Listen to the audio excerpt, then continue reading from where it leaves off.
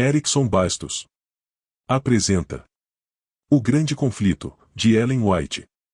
Livro da editora e Casa Publicadora Brasileira. Capítulo 4. A Coragem.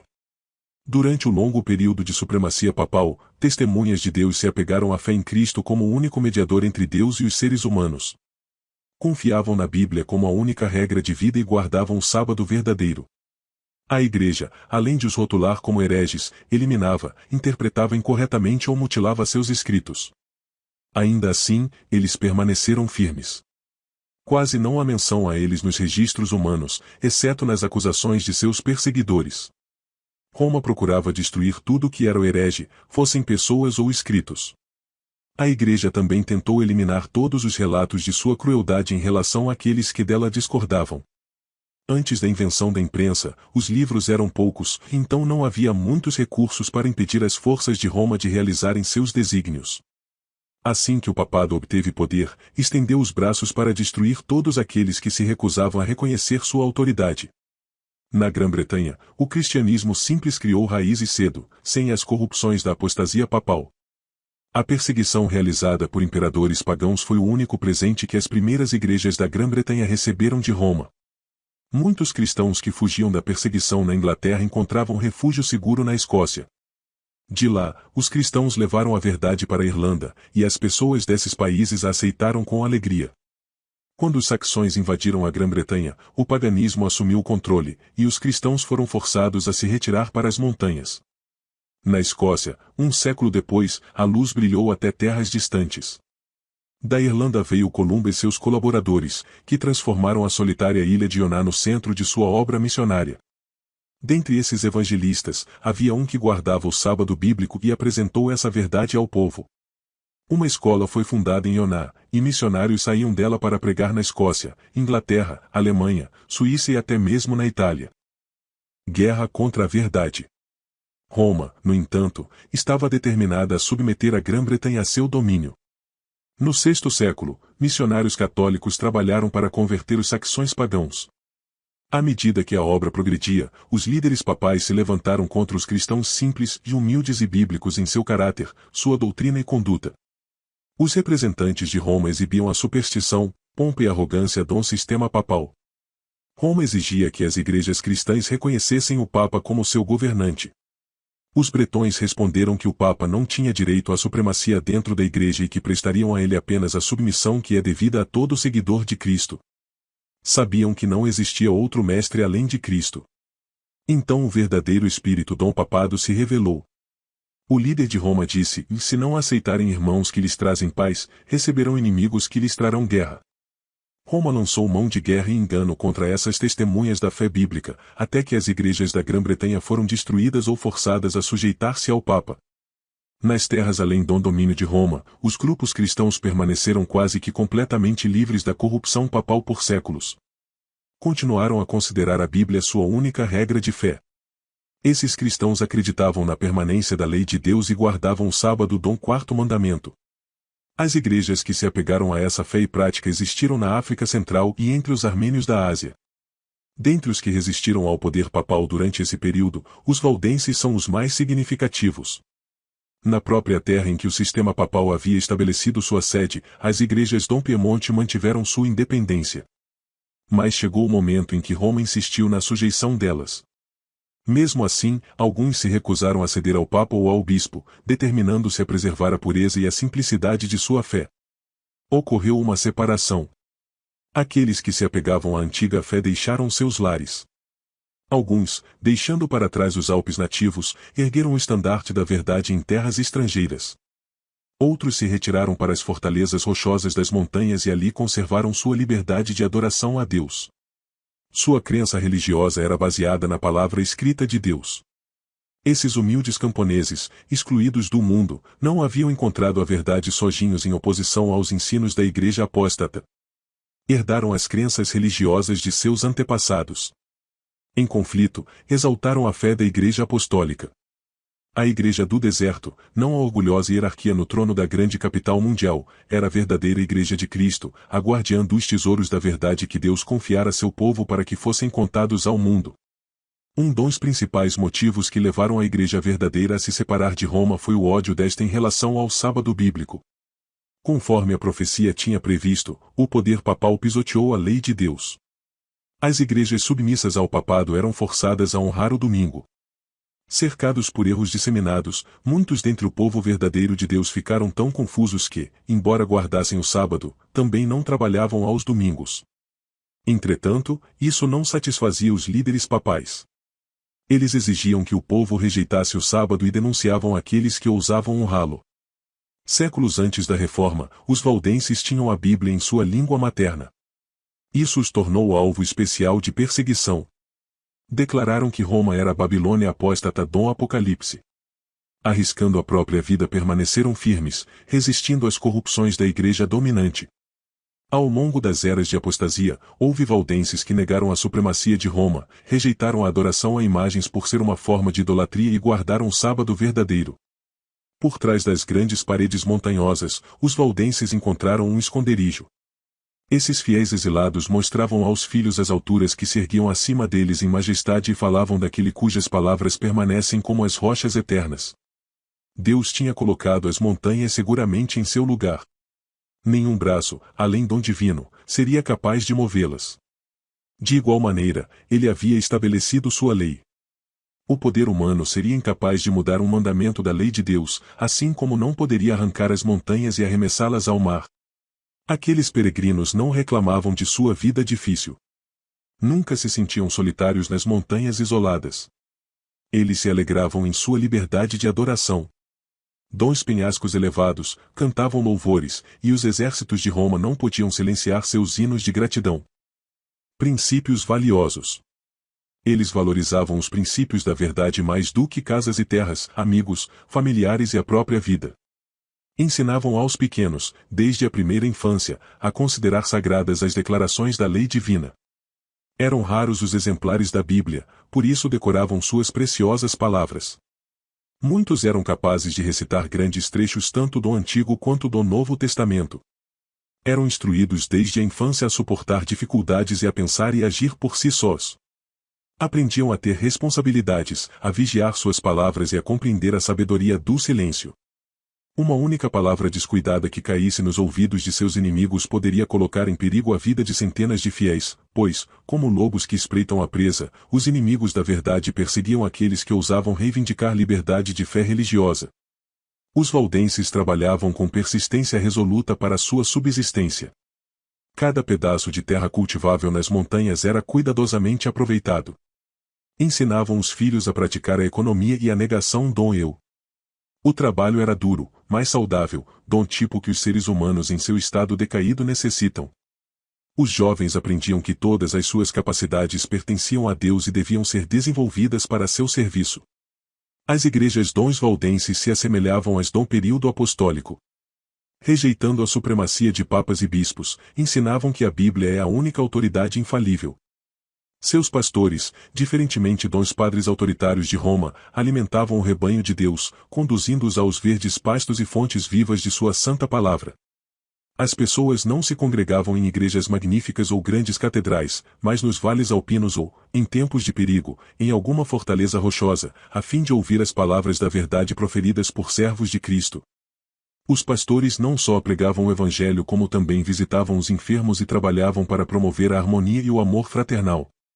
Assim como Paulo fazia tendas, cada um aprendia algum ofício a fim de prover o próprio sustento, caso necessário. Os jovens recebiam instrução dos pastores. A Bíblia era o principal tema de estudo. Decoravam os evangelhos de Mateus e João, bem como muitas das epístolas. Com esforço persistente, às vezes nas cavernas escuras da terra, iluminados por tochas, escreviam as sagradas escrituras, versículo por versículo. Anjos celestiais cercavam esses obreiros fiéis. Satanás havia incitado os sacerdotes e bispos romanos a enterrar a palavra da verdade debaixo de uma pilha de erros e superstições. De maneira notável, porém, ela foi preservada sem corrupções ao longo de toda a Idade das Trevas. Assim como a arca sobre as águas agitadas, a palavra de Deus supera as tempestades que ameaçam sua destruição. Como uma mina com ricos veios de ouro e prata escondidos debaixo da superfície, as Sagradas Escrituras contêm tesouros da verdade que somente aquele que busca com humildade e oração pode encontrar. Deus projetou a Bíblia para ser um livro com lições para toda a humanidade, revelando a si próprio. Cada verdade que enxergamos é uma revelação nova do caráter de seu autor. Alguns jovens eram enviados de suas escolas nas montanhas para instituições de ensino na França ou Itália, onde havia um campo mais amplo de estudo e observação do que nos Alpes nativos. Esses jovens eram expostos a tentações. Encontravam agentes de Satanás que tentavam incutir neles heresias sutis e enganos perigosos. Mas sua educação na infância os havia preparado para isso. Nas escolas para onde iam, não confiavam em ninguém. Suas roupas eram feitas de maneira especial para esconder seu maior tesouro, as Escrituras. Em todos os lugares onde podiam, colocavam cuidadosamente alguma porção da Bíblia para que aqueles que pareciam abertos a receber a verdade pudessem encontrá-la.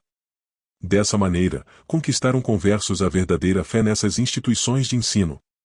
Com frequência, seus princípios se espalhavam por toda a escola. No entanto, os líderes papais não conseguiam identificar a fonte da suposta heresia. Treinamento eficaz. Os cristãos valdenses sentiam a solene responsabilidade de fazer sua luz brilhar. Pelo poder da palavra de Deus, trabalhavam para quebrar o jugo que Roma impusera.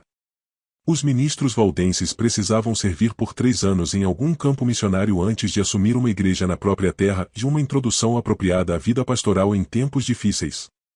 Os jovens viam diante de si não riquezas e glórias terrenas, mas trabalho duro, perigos e a possibilidade da morte de mártir. Os missionários saíam de 2 em 2, assim como Jesus havia enviado seus discípulos. Se revelassem sua missão, a derrota seria certa. Cada ministro tinha conhecimento de algum ofício ou profissão. Assim, os missionários realizavam sua obra sob o disfarce de um trabalho secular, em geral como comerciantes ou vendedores. Carregavam consigo seda, joias e outros artigos e sempre eram bem-vindos como mercadores nos lugares em que seriam rejeitados como missionários. Em segredo, carregavam cópias da Bíblia, inteira ou em parte. Com frequência, conseguiam interessar alguém pela leitura da palavra de Deus e deixavam uma parte dela com quem queria. De pés descalços, roupas rústicas e manchadas pela viagem, esses missionários passavam por grandes cidades e chegavam até terras distantes. Igrejas surgiam ao longo de seu caminho, e o sangue de mártires testemunhava da verdade. Velada e em silêncio, a palavra de Deus era recebida com alegria em muitos lares e corações. Os valdenses acreditavam que o fim de todas as coisas não estava distante. À medida que estudavam a Bíblia, ficavam profundamente impressionados com o dever de tornar conhecidas as verdades da salvação aos outros. Encontravam conforto, esperança e paz na crença em Jesus. Enquanto a luz alegrava seu coração, ansiavam por disseminar seus raios de luz àqueles que estavam nas trevas dos erros de Roma. Sob a orientação Dom Papa e dos sacerdotes, a maioria das pessoas aprendia a confiar em suas boas obras para a salvação. Esses indivíduos olhavam o tempo todo para si. Sua mente refletia na própria condição pecaminosa, afligindo a alma e o corpo, sem achar alívio. Milhares consumiram a vida em celas de convento. Por meio de jejuns e açoites frequentes, vigílias da meia-noite, deitando-se em pedras frias e úmidas e fazendo longas peregrinações e assombrados pelo medo da ira vingativa de Deus, e muitos sofriam continuamente, até que a natureza exausta expirava. Sem um raio de esperança desciam à sepultura. Mostrando o caminho. Os valdenses queriam muito levar a mensagem de paz nas promessas de Deus a essas pessoas famintas e lhes mostrar Cristo como a única esperança de salvação. Sabiam que a doutrina de que as boas obras podem fazer expiação pelos pecados era falsa. Os méritos do Salvador crucificado e ressurreto é o alicerce da fé cristã. Assim como o braço está ligado ao corpo, ou o ramo à videira, nós devemos depender de Cristo. Os ensinos dos papas e sacerdotes haviam levado as pessoas a ter uma visão de Deus e até mesmo de Cristo como seres rígidos e temíveis, com tão pouca simpatia que os pecadores precisavam da mediação de sacerdotes e santos. Aqueles cuja mente havia recebido a luz ansiavam por eliminar as obstruções que Satanás tinha acumulado, para que as pessoas passassem a ir diretamente a Deus, confessassem seus pecados e encontrassem perdão e graça. Invasão no território inimigo. Os missionários valdenses copiavam cuidadosamente porções das Sagradas Escrituras escritas com toda cautela. A luz da verdade invadia muitas mentes obscurecidas, até o sol da justiça brilhar com raios de cura no coração. Com frequência, o ouvinte pedia a repetição de algum trecho das Escrituras, como que se quisesse ter certeza de que havia ouvido corretamente. Muitos percebiam como era inútil o ser humano fazer mediação em favor do pecado. Com alegria, exclamavam: Cristo é meu sacerdote. Seu sangue é meu sacrifício. Seu altar é meu confessionário. A torrente de luz que brilhava sobre eles era tão grande que pareciam estar no céu. Todo o temor da morte se dissipava. Podiam agora até aguardar a prisão com expectativa, se isso fosse para a honra do Redentor. Em lugares secretos, os valdenses abriam a palavra de Deus e a liam, às vezes para uma única pessoa, às vezes para um pequeno grupo sedento por luz. Com frequência, eles passavam a noite inteira lendo a Bíblia para os outros. As pessoas faziam perguntas como: Deus aceitará a minha oferta? Ele sorrirá para mim? Ele me perdoará? Então ouviam a resposta das Escrituras: Venham a mim, todos os que estão cansados e sobrecarregados, e eu lhes darei descanso. Mateus capítulo 11 verso 28. Felizes, aquelas pessoas voltavam para casa a fim de espalhar a luz e repetir aos outros, da melhor maneira que podiam, sua nova experiência. Haviam encontrado o caminho verdadeiro e vivo.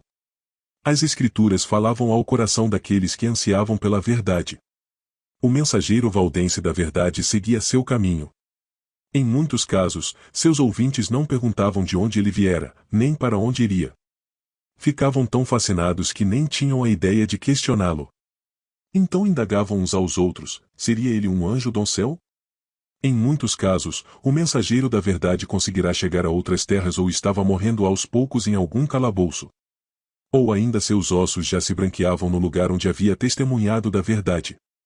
Mas as palavras que tinha deixado continuavam a fazer a obra. Os líderes papais percebiam o perigo da obra desses humildes viajantes. A luz da verdade dissiparia as nuvens pesadas de erro que envolviam o povo. Direcionaria a mente somente para Deus, resultando na eventual destruição da supremacia de Roma.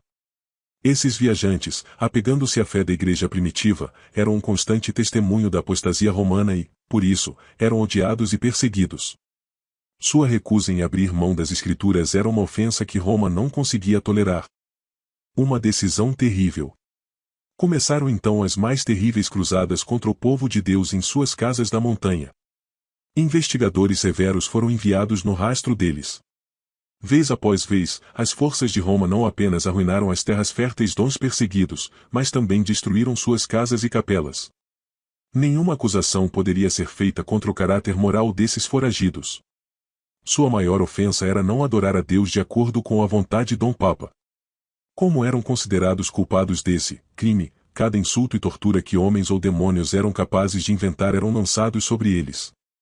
Quando Roma decidiu exterminar o odiado grupo, o Papa decretou uma bula-edito, condenando os valdenses como hereges e ordenando sua morte.